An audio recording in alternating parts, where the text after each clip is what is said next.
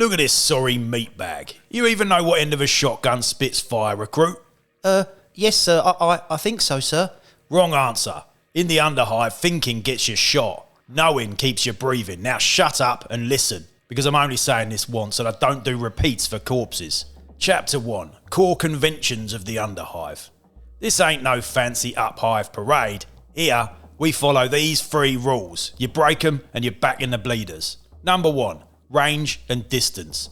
You don't measure things unless the rules say so. No guessing, no about this much. You ask to pre-measure, I slap the taste out your mouth. Number 2. Change your mind mid-turn.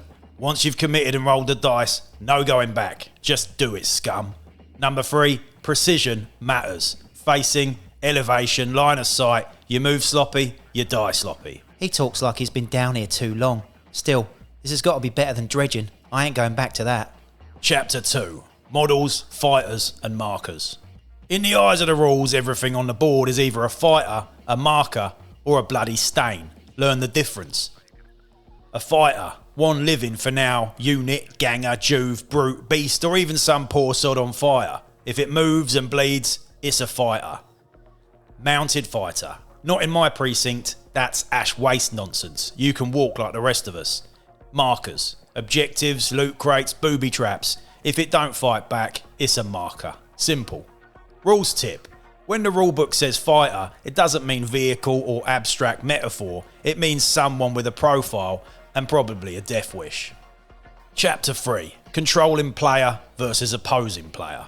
Real simple, even for you. The controlling player, that's the chump whose fighter is currently doing something dumb.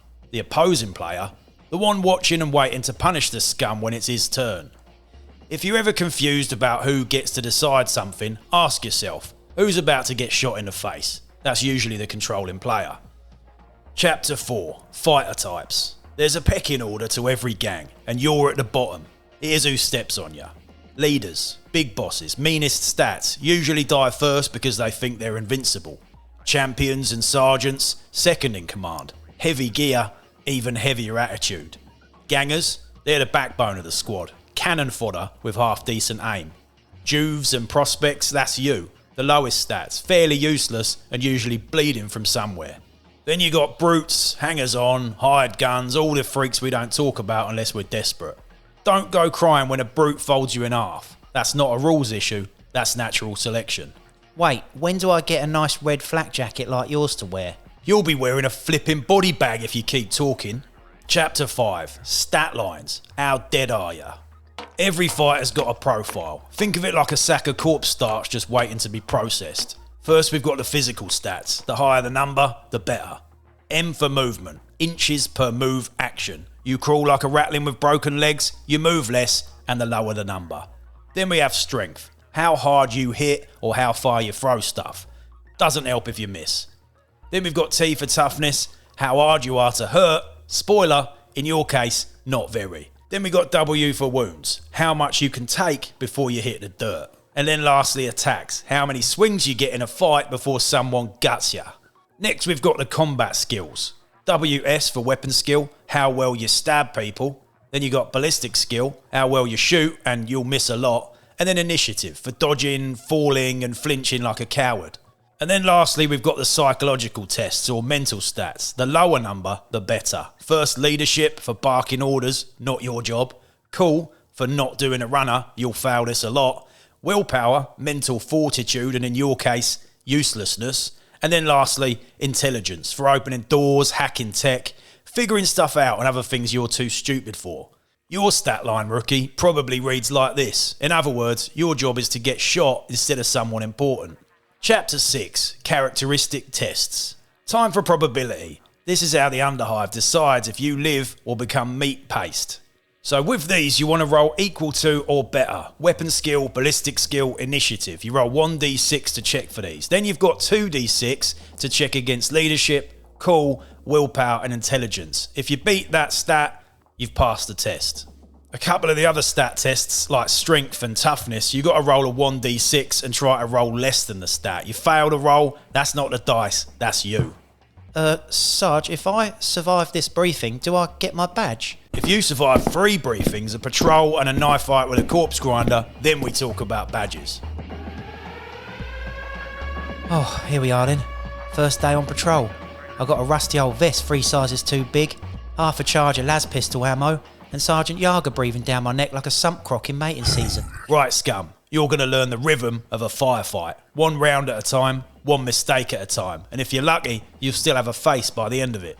Chapter 7. Turn structure and game rounds. Necromunda runs in rounds. Each round's got 3 phases. Try to remember this. I don't enjoy repeating myself. Phase 1. The priority phase. You and your target both roll a d6. Highest gets priority. They activate first, unless it's a tie, and then you roll again. Alright, here goes. Congratulations, you lost initiative to a man with 1 shoe. 2. The action phase. Now it's alternating activations, 1 fighter at a time, back and forth, starting with the poor bastard who got priority. Wait, why not just move the whole squad? Because this isn't the old world. Every move counts, every shot, every step matters. You pick a ready fighter, they take up to 2 actions, and then it's the other guy's turn. Phase 3, the end phase. After everyone's done dancing, you hit the end phase. Recovery rolls, bottle tests, standing up the wounded. You'll be real familiar with that last one soon. Chapter 8. Actions. 2 actions per activation. If the fighter's ready, actions come in 3 flavours, like spoiled wild snake. First, we got simple actions. You can do these twice. Move plus move, sure. Run like a coward twice in a row, go right ahead. Then we got basic actions. Only once per activation. Shoot, that's a basic. You can't shoot and shoot, no matter how bad your aim is. Lastly, we've got double actions. This takes everything. A charge, a crawl, chew your own leg off. You do it, you're done. Aim and then shoot. That work? Oh look, you can read. Yes, aim is a basic and then shoot's a basic. That's allowed. Try hitting something this time. You've got a movement stat. Usually 5 inches. That's how far you get with each move action. Unless you're crawling or on fire, and then things get interesting. Firstly, you can do some climbing. Vertical inches count as double movement, so 1 inch straight up equals 2 inches moved, unless you're going up a staircase. Then we got ladders. Likewise, no penalties. Even an idiot like you can climb a ladder, just don't fall. Jumping gaps. If it's over 1 inch, make an initiative test. Fall, enjoy the plunge.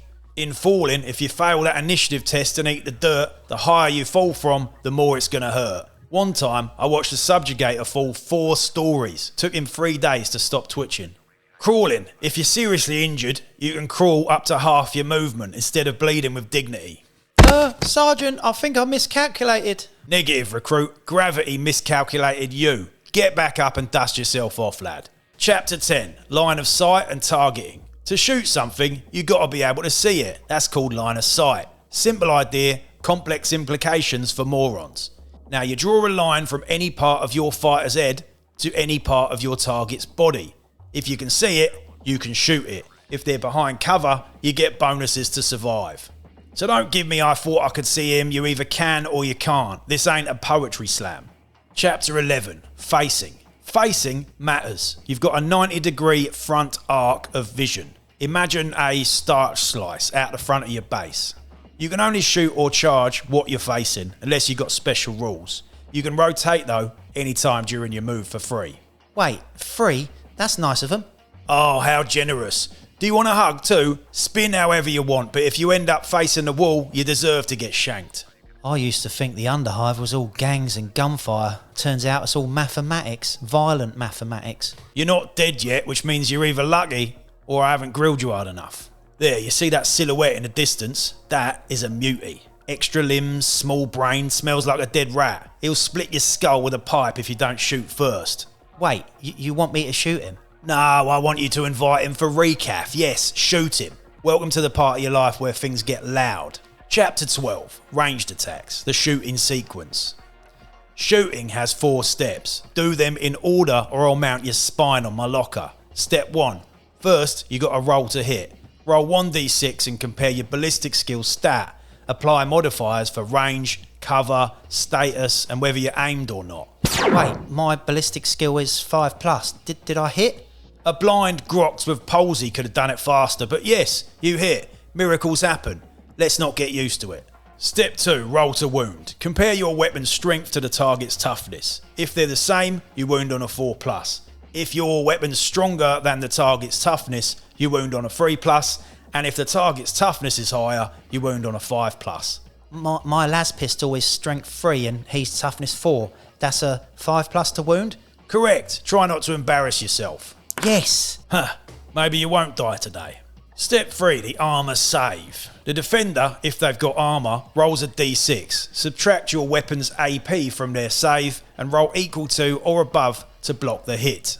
Your target's wearing a flak vest. That's a 6+ save. And your las pistol's AP 0. So he needs a 6+ to save it. Haha, no save, no mercy.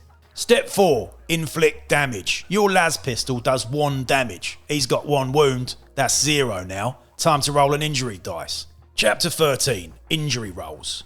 Oh, well done. He's down, but he's not out. That's seriously injured. He's face down and bleeding out. He can't move, he can't shoot, can't do squat until the end phase. So did I stop him? For now, you want him out, get close and coup de grace that meat slab. We'll come back to that. Chapter 14, ammo rolls and traits. Now check that firepower dice. Oh, thrown. You just triggered an ammo check. Las pistol ammo value is 2+. Roll a d6, fail it and you're out of ammo. Oh dear, congratulations, you're now carrying a very expensive stick. Reload later if you survive. Chapter 15, special weapon traits. Some weapons ain't simple. Let's go over a few common traits you'll likely suffer from. Blaze, catch fire and panic like a Juve at a Slaneshi strip club. Knockback, pushes targets away, off ledges, into walls, into each other. Rapid fire, roll X amount of firepower dice. More bullets, more hits, more fun. Well, what about grenades? What about them? You throw one, you miss, and I promise it'll bounce back into your trousers. Chapter 16, close combat. Close combat is ugly. You charge, you fight. Now, charge is a double action. You take your movement stat and you add 1d3. If you get there towards your enemy, if you make it, the dance begins. Then you got the melee sequence. First, roll a number of dice equal to your attack stat.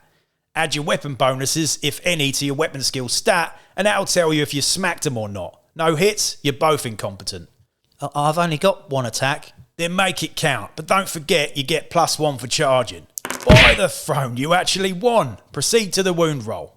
Wound, save, damage. Same as shooting. He's down again. That means I can... Coup de grace. Free action if you're charged, simple action if not.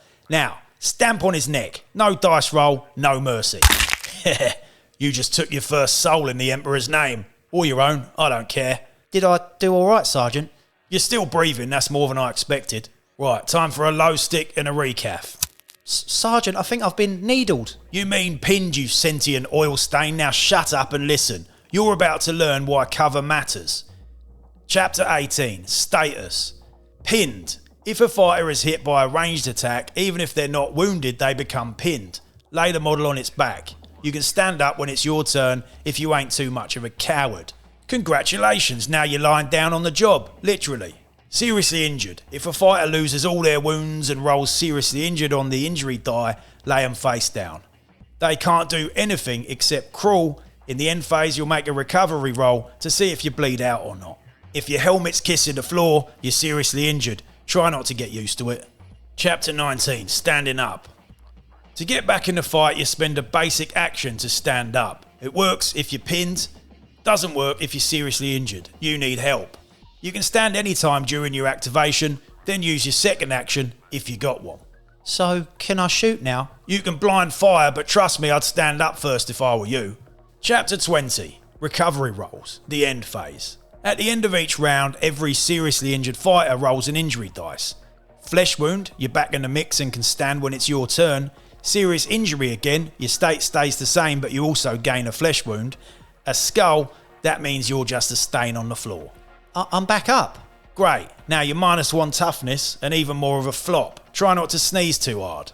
Chapter 21, flesh wounds. Each flesh wound reduces your toughness by 1. These stack. If your toughness drops to 0, you immediately go out of action, no questions asked. Don't let the name fool you. A few of these and you bleed out like a bone picker. Chapter 22, Coup de Grace. Remember this from last time. If you're in base contact with a seriously injured enemy, Coup de Grace, up-hive term for curb stomping them, is a free action during your charge. Otherwise, it's as simple if not. Removes them immediately. No injury roll needed. Brutal. You're in the underhive, not a cuddle puddle. Chapter 23, bottle tests. In the end phase, your captain rolls a d6 and adds the number of fighters who are out of action or seriously injured. If the total is higher than the number of active fighters that started on the board, you bottle out. And if we bottle? Then things are going bad. Chapter 24, breaking and running. Cool checks. After a failed bottle test, each fighter must take a cool check. Pass it and you act normal. Fail, you're a coward and you leg it. What if the boss breaks, Sarge? Then the gang breaks, morale tanks, people cry, you lose, and whoever was in charge wasn't worth their starch in the first place. Sergeant, these data slates all look the same. What am I looking at? You're looking at your life expectancy printed in neat little boxes. Every ganger has a profile. Every weapon has a story. Most of them end with blood. Chapter 26, Fighter Cards. Your fighter card is your personal death certificate in waiting. It includes your fighter's name and type, leader, champion, ganger, juve, etc. Your credit cost, how much you're worth to the gang. You, probably not much. Full stat line, your weapons and gear, and any skills and war gear and injuries you might have. Keep this updated or I'll personally carve your stats into your ribcage. Chapter 27, Fighter Stats Refresher. Now we went over this, but clearly you weren't paying attention, so here's a reminder. Last one. M is movement, how fast you run away. Weapon skill and ballistic skill, how good you are at stabbing and missing, respectively. Strength and toughness. Strength helps you hurt, toughness helps you not die. You're lacking both. Wounds, hit 0 and you meet the pale consort. Initiative, for climbing, falling, dodging and trying not to cry. Attacks, how many dice you get in close combat. You, just 1, don't waste it. And then you got leadership, cool, willpower, intelligence. Leadership's for giving orders, you won't need this. Cool for keeping your nerve, you will fail this. Willpower for resisting fear and weird shenanigans. And intelligence for Van Saar scum. Don't make me laugh. Chapter 29, Weapon Profiles. Weapons have profiles too. Learn to read them or die by them. First you got range, short or long. Beyond long, you can't shoot any further than that. Accuracy bonus or penalty depending on range. Most weapons usually give you a bonus for short range. Then you got the weapon's strength, used when rolling to wound your enemy. AP is armor piercing, this subtracts from the enemy's armor save. Then you got damage, how much pain per hit. Ammo, if you roll a bullet symbol, test versus this number or go out of ammo until you reload. And then traits, special rules and loads of them. What does unwieldy mean? Means you don't move and shoot in the same turn. Strap in, there's a lot more. Chapter 30, Weapon Traits. Traits, make the gun or break you. Here's a few you'll learn to fear. Rapid fire X. Roll X where the number is that amount of firepower dice. Every bullet icon, extra hit, spray and pray. Blaze. This sets the targets on fire. Panic, damage, just all round chaos. Then we got knockback. Sends targets flying off ledges, into walls, into friends. Then we got templates. Anything caught under the blast of a template is automatically hit, even if you're in cover. So you can't hide, though it does help a little. And then you got scarce. No reloading when you're out of ammo. You are done. Or plentiful. Easy reroll of failed ammo checks. Praise the Emperor. Then we got web. We don't talk about that one. So there's a trait that actually makes you catch fire? Correct. And guess what's flammable? You are. Right, you've got your stats, you've got your gear, and a limited grasp of the basics. Now maybe you'll survive long enough to die in the next briefing. Sarge? What? Can I ask you a question? 1. Are you a beastman? No, I just wear the horns to amuse you, you absolute melt.